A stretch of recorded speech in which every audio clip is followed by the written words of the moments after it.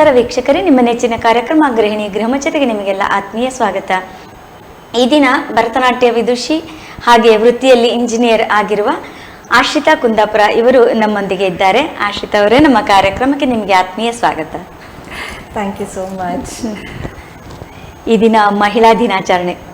ಮಹಿಳೆ ಅಂದರೆ ಎಷ್ಟು ಮಾತಾಡಿದ್ರೂ ಮುಗಿಯುವುದೇ ಇಲ್ಲ. ಸೃಷ್ಟಿಯಲ್ಲೇ ಮಹಿಳೆಗೆ ಒಂದು ಅಗ್ರಸ್ಥಾನ ಇದೆ. ಹೌದು, ಅದ್ರ ಬಗ್ಗೆ ನಾವು ಇವತ್ತು ಮಾತಾಡೋಣ. ಮೊದಲಿಗೆ ನಿಮ್ಮ ಬಾಲ್ಯದ ಸವಿನೆನಪನ್ನ ನಮ್ಮ ವೀಕ್ಷಕರೊಂದಿಗೆ ಹಂಚಿಕೊಳ್ಳಿ. ಖಂಡಿತ. ನನ್ನ ಹೆಸರು ಆಶ್ರಿತಾ, ತಂದೆ ಮಂಜು ಬಿಲಾವ, ರಿಟೈರ್ಡ್ ಸ್ಕೂಲ್ ಟೀಚರ್, ತಾಯಿ Yamuna, she's a house wife. ಹಾಗೆ ನನಗೊಂದು ತಂಗಿ ಇದ್ದಾಳೆ ಐಶ್ವರ್ಯ ಅಂತ, ಇಂಜಿನಿಯರ್. ಈಗ ಮದುವೆ ಆಗಿದೆ, ಗಂಡ Sumanth, is a game artist. ಹಾಗೂ ಅವ್ರದ್ದೊಂದು ಬಿಂಗ್ರೀಸ್ ಅಂತ ಒಂದು ಯೂಟ್ಯೂಬ್ ಆನಿಮೇಷನ್ ಚಾನೆಲ್ ಸಹ ಇದೆ. ಸೊ ಅತ್ತೆ Savita, she is a retired nurse from KMC. And ಮಾವ Sundaracharya, is a businessman, he runs a Sumanth electronics. So ಇದಿಷ್ಟು ನನ್ನ ಒಂದು ಕಿರು ಪರಿಚಯ. ಬಾಲ್ಯದ ಬಗ್ಗೆ ನೀವು ಕೇಳಿದ್ರಿ. ಬಾಲ್ಯ ಅಂದ ತಕ್ಷಣ ನನಗೆ ನೆನಪು ಬರೋದೇನೆಂದರೆ, ನಾವೊಂದು 2 ವರ್ಷ ಹಟ್ಟಿಕುದ್ರು ಅಂತ ಒಂದು ಪ್ಲೇಸಲ್ಲಿದ್ವಿ. ನನ್ನ ತಂದೆ ಮನೆ ಅದು. ಸೊ ಅಲ್ಲಿ ಟ್ರಾನ್ಸ್ಪೋರ್ಟೇಷನ್ ದೋಣಿಯಲ್ಲಿ, ಮನೆಯಿಂದ ರೋಡಿಗೆ ಬರಬೇಕಂದ್ರೆ. ಸೊ ನಾವು ಸ್ಕೂಲಿಗೆಲ್ಲ ಬರ್ತಾ ಆ ಒಂದು 15 ಮಿನಿಟ್ಸ್ ದೋಣಿಯಲ್ಲಿ ಬರ್ತಾ ಇದ್ವಿ. ಸೊ ಬಾಲ್ಯ ಅಂದ ತಕ್ಷಣ ನನ್ನ ತಲೆಗೆ ಫಸ್ಟ್ ಬರೋದೇ ಅದೊಂದು ದೋಣಿಯಲ್ಲಿ ನಾನು ಟ್ರಾವೆಲ್ ಮಾಡಿದ್ದು ಆ ಒಂದು 2 ವರ್ಷದ ದಿನಗಳು. ಸೊ ದೋಣಿಯಲ್ಲಿ ಬರಬೇಕು, ಅಲ್ಲಿಂದ ಮತ್ತೆ ಕಾಲೇಜ್ ಬಸ್ ಅಥವಾ ಪಪ್ಪ ಕರ್ಕೊಂಡು ಬಂದು ಸ್ಕೂಲಿಗೆ ಬಿಡ್ತಾ ಇದ್ರು. ಕುಂದಾಪುರದ HMM ಸ್ಕೂಲಲ್ಲಿ ನಾನು ಸ್ಕೂಲಿಗೆ ಹೋಗಿದ್ದು. ಸೊ ಅಮ್ಮನಿಗೆ ತುಂಬ ಡ್ಯಾನ್ಸು, ಫ್ಯಾನ್ಸಿ ಡ್ರೆಸ್ ಅದರಲ್ಲೆಲ್ಲ ತುಂಬ ಇಂಟ್ರೆಸ್ಟ್. ಬಟ್ ಮೇ ಬಿ ಅವಳಿಗೆ ಅದನ್ನು ಮಾಡ್ಲಿಕ್ಕೆ ಆಗಿರ್ಲಿಲ್ಲ ಅಂತ ಅವಳ ಆಸೆಗಳನ್ನೆಲ್ಲ ನನ್ನಲ್ಲಿ ನೋಡ್ಲಿಕ್ಕೆ ಇಷ್ಟಪಡ್ತಾ ಇದ್ಲು. ಸೊ ಸಣ್ಣದಿರುವಾಗಿಂದ, like maybe from LKG ಇಂದ ಫ್ಯಾನ್ಸಿ ಡ್ರೆಸ್ಸಲ್ಲಿ ಇಲ್ಲ ಡ್ಯಾನ್ಸಲ್ಲಿ, ಗ್ರೂಪ್ ಡ್ಯಾನ್ಸಲ್ಲಿ ಎಲ್ಲದಕ್ಕೂ ಅವಳೇ ಹೋಗಿ ಹೆಸರು ಎನ್ರೋಲ್ ಮಾಡೋದು. ಫ್ಯಾನ್ಸಿ ಡ್ರೆಸ್ ಅಂತ ಬಂದರೆ ಕಿತ್ತೂರು ರಾಣಿ ಚೆನ್ನಮ್ಮ, ವನಕೆ ಓಬವ್ವ, ಇಲ್ಲ ಈ ಫ್ರಾಕ್ಸ್ ಥರ ಡ್ರೆಸ್ ಹಾಕೋದು, ಇಲ್ಲ ಪಿಕಾಕ್ಸ್ ಥರ, ಸ್ಪೈಡರ್ ಮ್ಯಾನ್ ಥರ, ಈ ಅಜ್ಜಿ ಥರ, ಇಲ್ಲ ಮಡಿಕೆ ಮಾರೋದು, ಮೀನು ಮಾರೋದು, ಈ ಥರ ಎಲ್ಲ ಡಿಫ್ರೆಂಟ್ ರೋಲ್ಸಲ್ಲಿ ನನ್ನನ್ನು ರೆಡಿ ಮಾಡ್ತಾ ಇದ್ಲು. ಸೊ ಪ್ರೈಸಸ್ ಕೂಡ ಬರ್ತಿತ್ತು, ಲೈಕ್ ಎಲ್ಲ ಅವಳ ಥಾಟ್ಸಿಗೆ ಬರ್ತಾ ಇದ್ದಿದ್ದು. ಬಟ್ ಮೇ ಬಿ ನಾನು ಅದನ್ನು ಮಾಡುವಾಗ ನಂದು ಫೇಸಲ್ಲಿರುವ ಎಕ್ಸ್ಪ್ರೆಷನ್ಸ್ ಎಲ್ಲ ನೋಡಿ ಅವಳಿಗೊಂದು ಡ್ಯಾನ್ಸ್ ಕ್ಲಾಸಿಗೆ ಸೇರಿಸುವ ಅಂತ ತುಂಬ ಇಂಟ್ರೆಸ್ಟ್ ಬಂತು. ಸೊ ಹೀಗೆ ಸ್ಕೂಲಲ್ಲೇ ಡ್ಯಾನ್ಸ್ ಕ್ಲಾಸಿಗೆ ಸೇರಿಸಿದ್ಲು. ಸ್ಕೂಲಲ್ಲಿ ನಂದು ಫಸ್ಟ್ ಗುರು ವಿದುಷಿ ವೈದೇಹಿ ಮ್ಯಾಮ್ ಅಂತ. ಸ್ಕೂಲಲ್ಲಿ ಅವ್ರ ಹತ್ರ ಡ್ಯಾನ್ಸ್ ಕ್ಲಾಸಿಗೆ ಹೋಗ್ತಾ ಇದ್ದೆ. ಸೊ ಹೀಗೆ ನನಗೆ ಇಂಟ್ರೆಸ್ಟ್ ಅಂತ ಏನಲ್ಲ, ಒಂದು ಹಾಬಿ. ಡ್ಯಾನ್ಸ್ ಕ್ಲಾಸಿಗೆ ಹೋಗೋದು, ಮನೆಗೆ ಬರೋದು, ಫ್ರೆಂಡ್ಸ್ ಜೊತೆ ಆಟ ಆಡೋದು, ಓದೋದು, ಸೇಮ್ ಅದೇ ಒಂದು ರೊಟೀನ್ ಆಗಿತ್ತು. ನಂತರ ಆ ಕಾರಣಾಂತರಗಳಿಂದ ಅಲ್ಲಿ ಡ್ಯಾನ್ಸ್ ಕ್ಲಾಸ್ ಸ್ಟಾಪ್ ಆಯಿತು. ಅದಾದ ನಂತರ ನನಗೆ ಹೊರಗಡೆ ಡ್ಯಾನ್ಸ್ ಕ್ಲಾಸಿಗೆ ಸೇರಿಸಿದ್ಲು ಅಮ್ಮ, ವೀಕೆಂಡ್ಸಲ್ಲಿ ಎಲ್ಲಾದರೂ ಹೋಗಲಿ ಅಂತ. ಆವಾಗ ಕುಂದಾಪುರದ ಕೊಯಕುಟ್ಟಿ ಹಾಲಲ್ಲಿ ಶ್ರೀಮತಿ ವಿದುಷಿ ಪ್ರವಿತಾ ಅಶೋಕ್ ಅಂತ ನನ್ನ ಗುರುಗಳು, ಈಗಲೂ ಕೂಡ ನಾನು ಅವ್ರ ಹತ್ರನೇ ಕಲಿಯೋದು. ಸೊ ಅವ್ರ ಹತ್ರ ನಾನು ಡ್ಯಾನ್ಸ್ ಕ್ಲಾಸಿಗೆ ಸೇರಿದೆ. ನಾನೊಂದು 5th ಸ್ಟ್ಯಾಂಡರ್ಡ್ ಇರುವಾಗ ಮೇ ಬಿ. ಸೊ ಆವಾಗ ನನಗೆ ಅಲ್ಲಿ ತುಂಬ ಜನ ಮಕ್ಕಳು ಗ್ರೂಪಲ್ಲಿ ಒಂದು ಫನ್ ಮಾಡೋದು, ಡ್ಯಾನ್ಸ್ ಇದು ಟ್ರೂಪ್ ಎಲ್ಲ ಮಾಡಿದರು. ಟ್ರೂಪಲ್ಲಿ ಒಂದು ಹೋಗಿ ಪ್ರೋಗ್ರಾಮ್ ಕೊಡೋದು. ಆಗ ನನಗೆ ಡ್ಯಾನ್ಸಲ್ಲಿ ಇಂಟ್ರೆಸ್ಟ್ ಬರ್ಲಿಕ್ಕೆ ಸ್ಟಾರ್ಟ್ ಆಯಿತು. ಓ, ಇದು ಗಮ್ಮತ್ತಾಗ್ತದೆ, ಎಲ್ಲ ಮಕ್ಕಳ ಜೊತೆ ಹೋಗೋದು, ಪ್ರೋಗ್ರಾಮ್ ಕೊಡೋದು, ಜನರ ಅಪ್ರಿಸಿಯೇಷನ್. ಸೊ ಆಗ ಒಂದು ಡ್ಯಾನ್ಸಲ್ಲಿ ನನಗೆ ಒಂದು ಇಂಟ್ರೆಸ್ಟ್ ಬಂದ ಪಾಯಿಂಟ್ ಅಂದರೆ ಅದು. ಸೊ ಹೀಗಿತ್ತು ಬಾಲ್ಯ. ಡ್ಯಾನ್ಸ್ ಕ್ಲಾಸಿಗೆ ಹೋಗೋದು, ಡ್ಯಾನ್ಸ್ ಟ್ರೂಪಲ್ಲಿ ಪ್ರೋಗ್ರಾಮ್ ಕೊಡ್ಲಿಕ್ಕೆ ಹೋಗೋದು, ಮನೆಗೆ ಬರೋದು, ಓದೋದು, ಇಷ್ಟೇ. ಓಕೆ. ಮದುವೆಯ ನಂತರದ ಜೀವನ?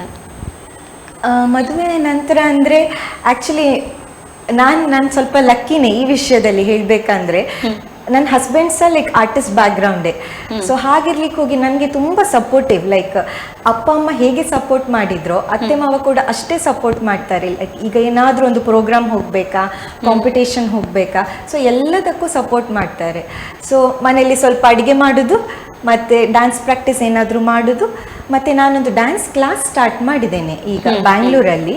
ಒಂದು ಪುಟ್ಟದೊಂದು ಡ್ಯಾನ್ಸ್ ಕ್ಲಾಸ್. ಸ್ವಲ್ಪ ಜನ ಮಕ್ಕಳಿದ್ದಾರೆ ನನ್ನ ಅಂಡರ್ ಕಲಿತಿದ್ದಾರೆ. ಸುಮಾರು 1-1.5 ವರ್ಷ ಆಯಿತು. ಸೊ ಮಕ್ಕಳಿಗೆ ಏನಾದರೂ ಒಂದು ಡ್ಯಾನ್ಸ್ ಹೇಳಿಕೊಡೋದು, ಬರೋದು. ಮತ್ತು ಆಫೀಸ್, ಲೈಕ್ ವೃತ್ತಿಯಲ್ಲಿ ನಾನು ಸಾಫ್ಟ್ವೇರ್ ಇಂಜಿನಿಯರ್, ಗ್ರಾಸ್ಕೋ ಸೊಲ್ಯೂಷನ್ಸ್ ಅನ್ನೋ ಒಂದು ಕಂಪನಿಯಲ್ಲಿ ಸಾಫ್ಟ್ವೇರ್ ಡೆವಲಪರ್ ಆಗಿ ವರ್ಕ್ ಮಾಡ್ತಿದ್ದೇನೆ. ಸೊ ಆಫೀಸಿಗೆ ಹೋಗೋದು, IT ಲೈಫ್, ಸ್ವಲ್ಪ ಹೊತ್ತು ಟೆಕ್ನಾಲಜಿ, ಅದರಿಂದ ರಿಲೀಫ್ ಬೇಕಂತ ಕ್ಲಾಸಿಕಲ್ ಡ್ಯಾನ್ಸ್ ಥೆರಪಿ, ಹೀಗೆ ಇದೊಂದು ರೂಟೀನ್. ನಾನು ಅದೇ ಕೇಳ್ಬೇಕಂತ ಇದ್ದೆ, ಡಾನ್ಸಿಗೆ ಇಂಟ್ರೆಸ್ಟ್ ಬಂದು ಆಮೇಲೆ ತಾನಾಗಿ ಜಾಯಿನ್ ಆದೆ, ಅಂದ್ರೆ ಕಂಟಿನ್ಯೂ ಮಾಡಿದ್ದು. ಅದೇ ಈ ವೃತ್ತಿ ಜೀವನ ಉಂಟಲ್ಲ ಇಂಜಿನಿಯರಿಂಗ್, ಅದು ಹೀಗೆ ಆಗ್ಬೇಕಂತ ಎಣಿಸಿದ್ದ ಅಥವಾ ಹೇಗೆ ಅದು? ವೃತ್ತಿ ಜೀವನ ಆಕ್ಚುಲಿ ಪಪ್ಪ ಅಮ್ಮನ ಆಸೆ. ಪಪ್ಪ ಅಮ್ಮನ್ಕಿಂತ ನನ್ನ ಅಜ್ಜಿ ಲಕ್ಷ್ಮಿ ಅಂತ, ಅವರಿಗೆ ತುಂಬಾ ಆಸೆ, ಇಲ್ಲ ನೀನೊಂದು ಇಂಜಿನಿಯರ್ ಆಗ್ಬೇಕು ಅಂತ. ನಂದು ಕಸಿನ್ ಅಕ್ಕ ಸಂಗೀತ ಅಂತಿದ್ದಾಳೆ, ಅವಳೆಂದು ಇಂಜಿನಿಯರಿಂಗ್ ಮಾಡಿದ್ಲು ಮನೆಯಲ್ಲಿ.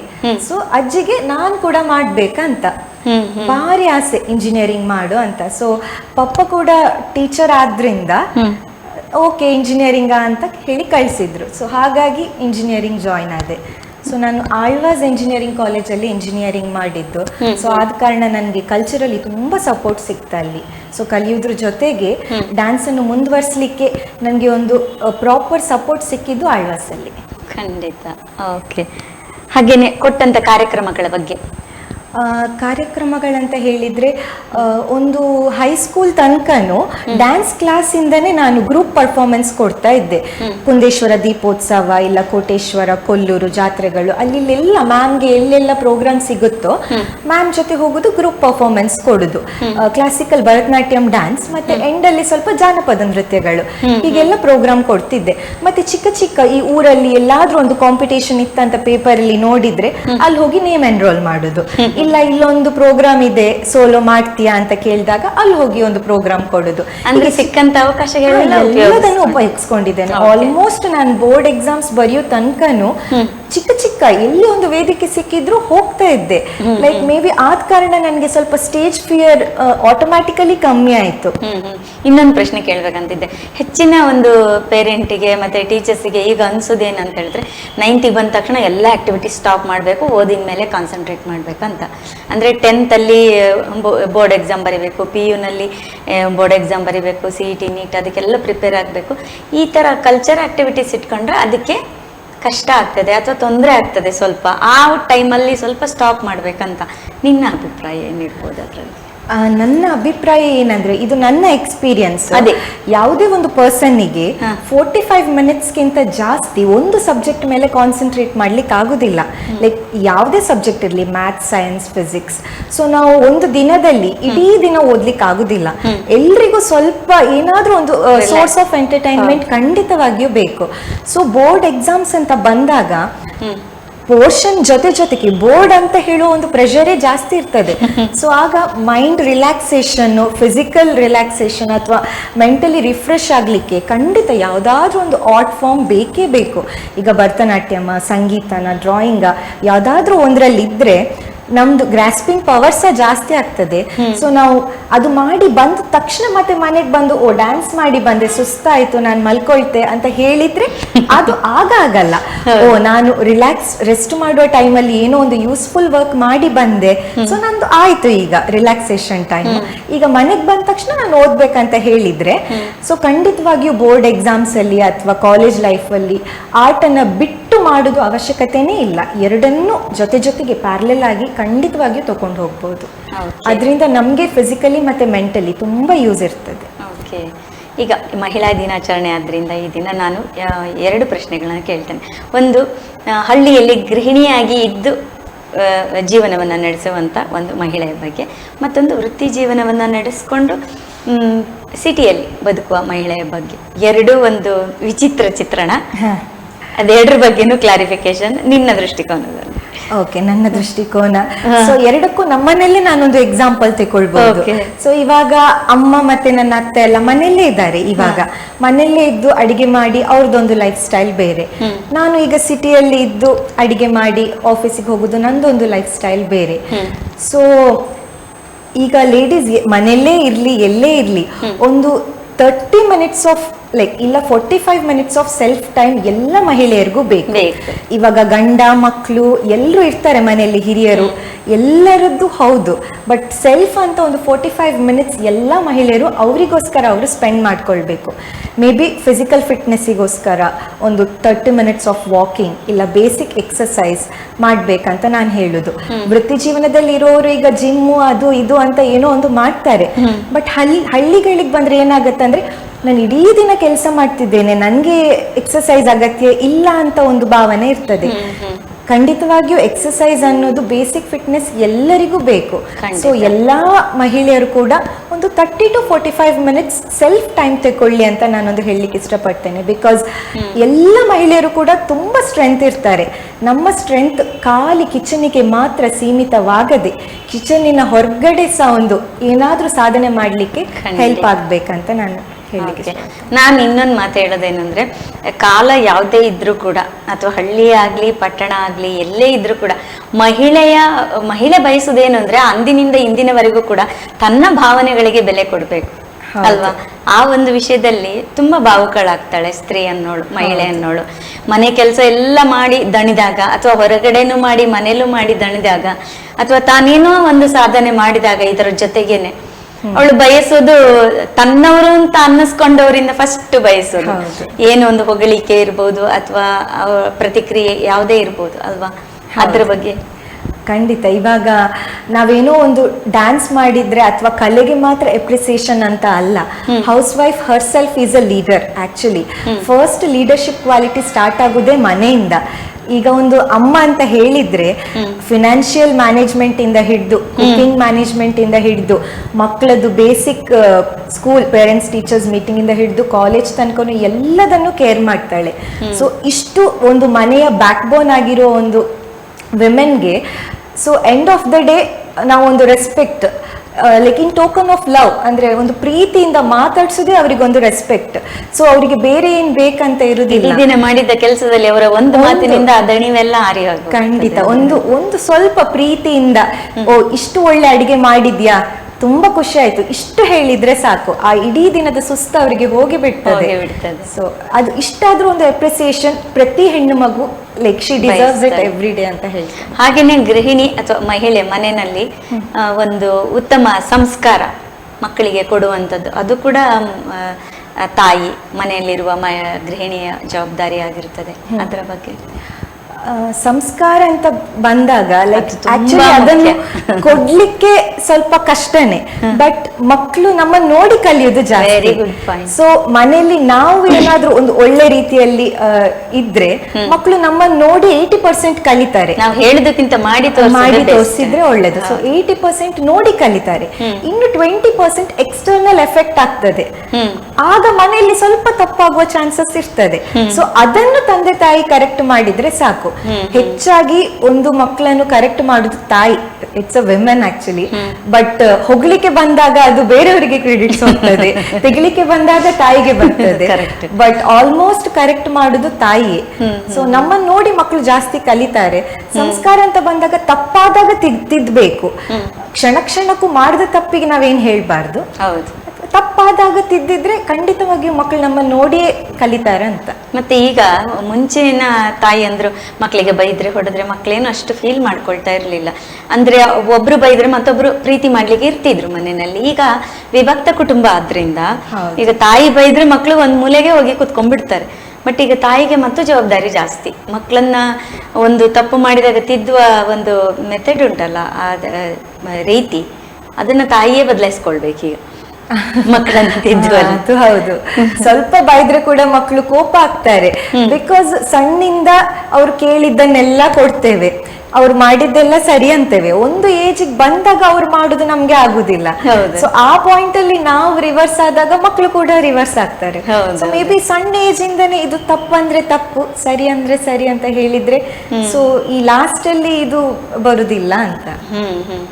ಮತ್ತೆ ಇನ್ನೊಂದು ವಿಷಯ ಕೇಳ್ಬೇಕಂತ ಇದ್ದೆ ನಿನ್ನ ಅಭಿಪ್ರಾಯ.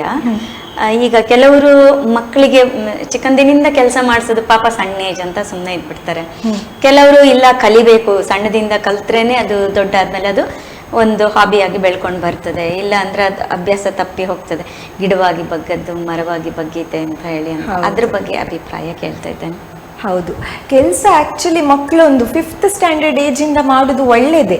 ಬಿಕಾಸ್ ನಾವು ಇನ್ನೊಂದು ಕಡೆ ಹೋಗಿ ಆ ಕೆಲಸ ಮಾಡ್ಲೇಬೇಕಂತ ಅಲ್ಲ, ಬಟ್ ಸರ್ವೈವಲ್ ಕೆಲಸ ಎಲ್ಲರಿಗೂ ಗೊತ್ತಿರಬೇಕು. ಈಗ ಬೇಸಿಕ್ ಕ್ಲೀನಿಂಗ್ ಅಥವಾ ಬೇಸಿಕ್ ಕುಕಿಂಗ್ ಮನೆಯಲ್ಲಿ ಪೇರೆಂಟ್ಸ್ ಸಹ ಕಲಿಸ್ಬೇಕು. ಈಗ ನಮ್ಮ ಹತ್ರ ತುಂಬಾ ಹಣ ಇದೆ ಅಂತ ನಾವು ಕಲಿಸದೇ ಇರುವುದು ಅಲ್ಲ, ಅಥವಾ ಅಂದ್ರೆ ಈ ಕೆಲಸ ಕಲಿಯೋದ್ರಲ್ಲಿ ಬಡವ ಶ್ರೀಮಂತ ಬರುದಿಲ್ಲ.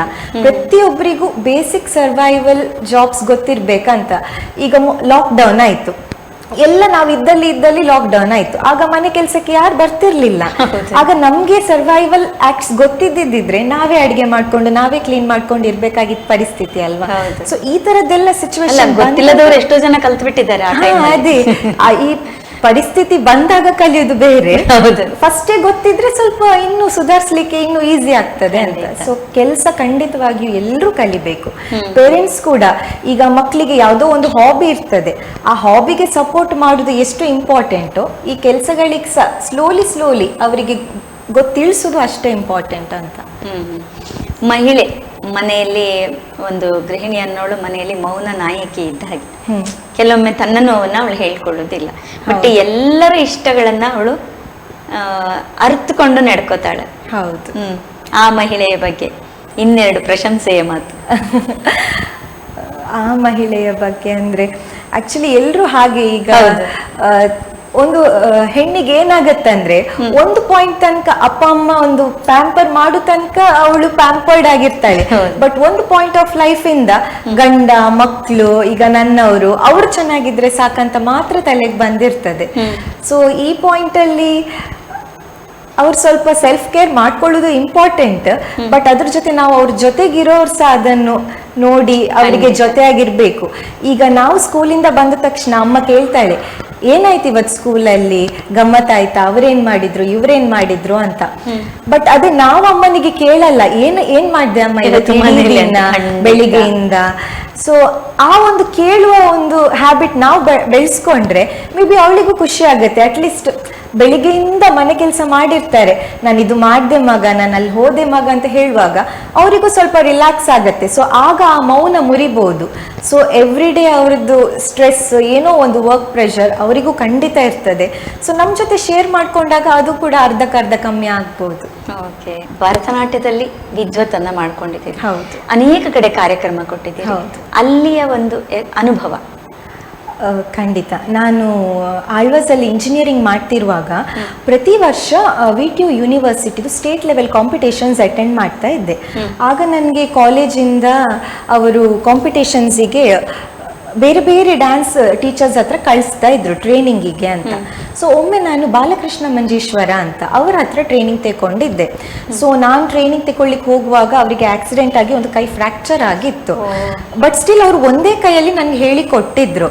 ಸೊ ಅಷ್ಟು ಕಷ್ಟದಲ್ಲಿ ನಾವು ಒಂದು ಡ್ಯಾನ್ಸ್ ಕೊರಿಯೋಗ್ರಫಿ ಕಲ್ತಿದ್ವಿ.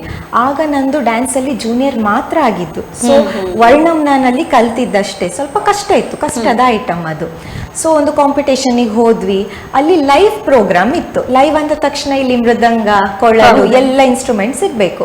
ಕಾಂಪಿಟೇಷನ್ಗೆ 12+3 minutes ಅಂತ ಏನೋ ಕೊಟ್ಟಿದ್ರು. ಈ ಲೈವ್ ಅಲ್ಲಿ ಏನಾಯ್ತು, ಇವ್ರದ್ದು ಪ್ರತಿ ಒಂದು ಇನ್ಸ್ಟ್ರೂಮೆಂಟ್ಸ್ ಸೆಟ್ ಮಾಡ್ಕೊಳ್ಳೋಷ್ಟರಲ್ಲಿ ಟೈಮ್ ಆಗಿ ಹೋಗಿತ್ತು. ಅವರು ಬಂದು ಕೂತ ತಕ್ಷಣ ಟೈಮರ್ ಆನ್ ಮಾಡಿದ್ರು ಜಡ್ಜಸ್. ಸೊ ಡ್ಯಾನ್ಸ್ ಮಾಡುವಾಗ ನಾನು ಒಂದು ತ್ರಿಕಾಲ ಜೊತೆ ಮಾಡಿ ಒಂದು ಸಂಚಾರಿ ಭಾವ ತೋರಿಸುವಾಗನೇ ಸಾಂಗ್ ಎಲ್ಲ ಆಫ್ ಆಗಿದೆ. It was an abrupt ending. ನನಗೆ ಶಾಕು. ನಾನು ಸರ್ ಮುಖ ನೋಡ್ತಿದ್ದೇನೆ, ಏನಾಯ್ತಪ್ಪ ಅಂತ. ನಾನು ಹೇಳ್ತಿದ್ದೇನೆ, ಇಲ್ಲ ನಾನು ಮಾಡ್ತೇನೆ ಅಂತ. ಜಡ್ಜಸ್, ಇಲ್ಲಮ್ಮ ಮಾಡ್ಲಿಕ್ಕಿಲ್ಲ, ಸ್ಟಾಪ್ ಮಾಡಿದ್ದೇವಲ್ಲ, ನಿಂಗೆ ಕಾಮನ್ ಸೆನ್ಸ್ ಇಲ್ವಾ, ಮ್ಯಾನರ್ಸ್ ಇಲ್ವಾ, ಟೈಮ್ ಸೆನ್ಸ್ ಇಲ್ವಾ ಅಂತೆಲ್ಲ ತುಂಬ ಅವಮಾನ ಮಾಡಿದ್ರು. ಸೊ ನನಗೆ ಸಹ ತುಂಬ ದುಃಖವಂತ ಆ ದಿನ, ಏನು ಮಾತಾಡ್ಬೇಕಂತನೂ ಗೊತ್ತಾಗ್ಲಿಲ್ಲ. ಬಟ್ ನಾನು ಅದರಿಂದ ಹೊರಗಡೆ ಅಂದ್ರೆ ಅಲ್ಲಿಂದ ಹೊರಗೆ ಬಂದಾಗ ನಾನು ಥಿಂಕ್ ಮಾಡಿದೆ, ಈಗ ತುಂಬಾ ಅವಮಾನ ಆಯ್ತು, ಲೈಕ್ ಹ್ಯುಮಿಲಿಯೇಷನ್ ಆಯ್ತು. ಬಟ್ ಇದನ್ನು ಇಲ್ಲೇ ಎಣಿಸಿ ಕೂತ್ರೆ ನಾನು ಡ್ಯಾನ್ಸೇ ಬಿಡ್ಬೇಕಿತ್ತು. ಬಟ್ ಬೇಡ, ಇದನ್ನು ಮೆಟ್ಟಿ ನಿಂತು ಡ್ಯಾನ್ಸ್ ಅನ್ನು ಮುಂದುವರಿಸಿ ಇನ್ನು ಒಳ್ಳೆ ಪ್ರೋಗ್ರಾಮ್ ಅನ್ನ ಮಾಡಿ ತೋರಿಸುವ, ಇನ್ನು ಒಳ್ಳೆ ಕಾಂಪಿಟೇಷನ್ ಅಟೆಂಡ್ ಮಾಡುವಂತ ಅವತ್ತು ಅನ್ಕೊಂಡವಳು ಮತ್ತೆ ನನ್ನ ಟೀಚರ್ ಪ್ರವಿತಾ ಅಶೋಕ್ ಮ್ಯಾಮ್ ಹತ್ರ ಬಂದು, ಮ್ಯಾಮ್ ನಾನು ಸೀನಿಯರ್ ಕಟ್ತೇನೆ ಅಂತ ಹೇಳಿದೆ. ಆವಾಗ ಎಕ್ಸಾಮಿಗೆ ಒಂದು ತಿಂಗಳು ಬಾಕಿ ಇತ್ತ ಅಂತ. ಜಸ್ಟ್ 20 days ಗ್ಯಾಪ್ ಅಲ್ಲಿ ಮ್ಯಾಮ್ ನನ್ಗೆ ಸಪೋರ್ಟ್ ಮಾಡಿ ಸೀನಿಯರ್ ಎಕ್ಸಾಮ್ ಕಟ್ಸಿದ್ರು. ಅದಾದ್ಮೇಲೆ ನನ್ಗೆ ಈ ತರ ಒಂದು ಅವಮಾನ ಆದಾಗನೇ ಅಲ್ವಾ ಲೈಫಲ್ಲಿ ಏನಾದ್ರೂ ಒಂದು ಮಾಡ್ಬೇಕು ಅಂತ. ಸೊ ಈಗ ಅವಮಾನ ಆಗಿದ್ರಿಂದ ನಾನು ಡ್ಯಾನ್ಸ್ ಅಲ್ಲಿ ಸೀನಿಯರ್ ಮಾಡಿದೆ, ವಿದ್ವತ್ ಮಾಡಿದೆ, ಲೈಕ್ ಪ್ರೀ ವಿದ್ವತ್, ಪೋಸ್ಟ್ ವಿದ್ವತ್ ಎಲ್ಲ ಮಾಡಿ ಮುಗಿಸಿದೆ. ಸೊ ಮ್ಯಾಮ್ದು ಸಪೋರ್ಟ್ ತುಂಬಾ ಇತ್ತು. ಸೊ ಹೀಗೆ ಹೆಣ್ಣು ಮಕ್ಕಳು ಚಿಕ್ಕ ಚಿಕ್ಕ ವಿಷಯಕ್ಕೆ ಡಿಪ್ರೆಷನ್ ಆಗಬಾರ್ದು. ಲೈಕ್ ಈಗ ಅದೊಂದು ಕಾಮನ್ ವರ್ಡ್ ಆಗಿ ಹೋಗಿದೆ ಡಿಪ್ರೆಷನ್, ಸ್ಟ್ರೆಸ್ ಅಂತ. So stress, humiliation, deadlines, work pressure ಎಲ್ಲರಿಗೂ ಇರ್ತದೆ. ಬಿಕಾಸ್ ಇದೀಗ AI ಯುಗ ಆದ್ರೆ ಸಹ ನಾವು ಅದನ್ನೆಲ್ಲ ಒಂದು ಬ್ಯಾಲೆನ್ಸ್ ಮಾಡ್ತಾ, ಸ್ಟ್ರೆಸ್ ಮ್ಯಾನೇಜ್ಮೆಂಟ್, ಟೈಮ್ ಮ್ಯಾನೇಜ್ಮೆಂಟ್ ಎಲ್ಲದನ್ನು ಮಾಡ್ತಾ ನಾವು ಸ್ವಲ್ಪ ಮುಂದೆ ಬರಬೇಕು. ಎಲ್ಲ ಪ್ಯಾರಲಲಿ ಬ್ಯಾಲೆನ್ಸ್ ಮಾಡುದು ಒಳ್ಳೇದಂತ. ಏನೇ ಬಂದ್ರು ನಾವು ಕುಗ್ಗಬಾರ್ದು ಅಷ್ಟೇ. ಸೊ ಇದೊಂದು ನಂದೊಂದು ಎಕ್ಸಾಂಪಲ್. ಸೊ ಇದೇ ತರ ತುಂಬಾ ಜನರ ಲೈಫ್ ಅಲ್ಲಿ ಆಗ್ತದೆ. ಈಗ ಆರ್ಟಿಸ್ಟ್ ಅಥವಾ ಆರ್ಟ್ಗೆ ಅವಮಾನ ಆಗ್ಬಾರ್ದು ಅಂತ ಆವತ್ತು ನನ್ನ ಜೊತೆ ತುಂಬಾ ಜನ ನಿಂತಿದ್ರು ಆ ದಿನದ ಅವಮಾನದಲ್ಲಿ. ಸೊ ಅವರೇ ಅಷ್ಟು ನನ್ನ ಬಗ್ಗೆ ಒಂದು ಕೇರ್ ಮಾಡುವಾಗ ಸೊ ನಾನು ಅದ್ರಲ್ಲಿ ಮುಂದುವರಿಬೇಕಂತ ನನ್ಗನ್ಸ್ತು. ಸೊ ಅದೇ ಇವಾಗ ಕಲೆಗೆ, ಕಲಾವಿದರಿಗೆ ಯಾವತ್ತು ಬೆಲೆ ಕೊಡ್ಬೇಕು, ಅದೇ ತರ ಹೆಣ್ಣು ಮಕ್ಕಳಿಗೆ ಸಹ ತುಂಬಾ ಬೆಲೆ ಕೊಡ್ಬೇಕಂತ ನಾನು ಹೇಳ್ತೇನೆ. ಓಕೆ ಆಶ್ರಿತಾ ಅವರೇ, ನಮ್ಮ ಕಾರ್ಯಕ್ರಮಕ್ಕೆ ಬಂದು ಮಹಿಳಾ ದಿನಾಚರಣೆಯ ಒಂದು ವಿಶೇಷ ಕಾರ್ಯಕ್ರಮದಲ್ಲಿ ನೀವು ಭಾಗವಹಿಸಿದ್ದೀರಿ. ಹಾಗೆ ಮಹಿಳೆ ಬಗ್ಗೆ ತುಂಬ ಚೆನ್ನಾಗಿ ಮಾತಾಡಿದ್ದೀರಿ. ಆ್ಯಕ್ಚುಲಿ ಮಹಿಳೆಯ ಸೂಕ್ಷ್ಮ ಭಾವನೆಗಳನ್ನು ನಾವು ಯಾವ ರೀತಿ ಗೌರವಿಸಬೇಕು, ನಾವು ಬೆಳಗಿಂದ ಸಂಜೆವರೆಗೆ ದುಡಿದ ಮನೆಯಲ್ಲಿರ್ಬೋದು, ಹೊರಗಡೆ ಇರ್ಬೋದು, ದುಡಿದಂಥ ಮನಸ್ಸು ಹೇಗೆ ದಣದಿರ್ತದೆ, ಅದಕ್ಕೊಂದು ಸಣ್ಣ ಪ್ರಶಂಸೆಯ ಮಾತು ಎಷ್ಟು ಒಂದು ಸ್ಫೂರ್ತಿ ತುಂಬುತ್ತದೆ. ಅದ್ರ ಬಗ್ಗೆ ಎಲ್ಲ ತುಂಬ ಚಂದವಾಗಿ ಮಾತಾಡಿದ್ದೀರಿ ನೀವು. ಅದಕ್ಕಾಗಿ ನಮ್ಮ ತಂಡದ ಪರವಾಗಿ ನಿಮಗೆ ತುಂಬ ಹೃದಯದ ಧನ್ಯವಾದಗಳನ್ನು ಅರ್ಪಿಸ್ತಾ ಇದ್ದೇನೆ. Thank you so much. Actually ನೀವು ನನಗೆ ಅಪರ್ಚುನಿಟಿ ಕೊಟ್ಟಿದ್ದಕ್ಕೆ ನಾನು ನಿಮಗೆ ಮತ್ತು ಚಾನಲ್ಗೆ ಥ್ಯಾಂಕ್ಸ್ ಹೇಳಲಿಕ್ಕೆ ಇಷ್ಟಪಡ್ತೇನೆ. ಬಿಕಾಸ್ ಎಗೈನ್ ನಿಮ್ಮ ಚಾನಲ್ ಮುಖಾಂತರ ನಾನು ಒಂದು ಸ್ತ್ರೀ, ನನಗೆ ಒಂದು ಪ್ರಶಂಸೆ ಕೊಟ್ರಿ ನನ್ನ ಕಲೆಗೆ. ಸೊ ಇದಕ್ಕಿಂತ ಹೆಚ್ಚಿನ್ನೇನು ಬೇಕು. ಸೊ ಈ ಚಾನೆಲ್ ಮುಖಾಂತರ, ಈ ಪ್ರೋಗ್ರಾಮ್ ಮುಖಾಂತರ ಸಮಸ್ತ ಮಹಿಳೆಯರಿಗೆ ಮಹಿಳಾ ದಿನಾಚರಣೆಯ ಶುಭಾಶಯಗಳು. ಓಕೆ ವೀಕ್ಷಕರೇ, ಇಂದಿನ ಕಾರ್ಯಕ್ರಮವನ್ನು ಇಲ್ಲಿಗೆ ಮುಗಿಸುತ್ತಿದ್ದೇವೆ. ಮತ್ತೆ ಮುಂದಿನ ಎಪಿಸೋಡಲ್ಲಿ ನಿಮ್ಮನ್ನು ಭೇಟಿಯಾಗಲಿದ್ದೇವೆ. ನಮಸ್ಕಾರ.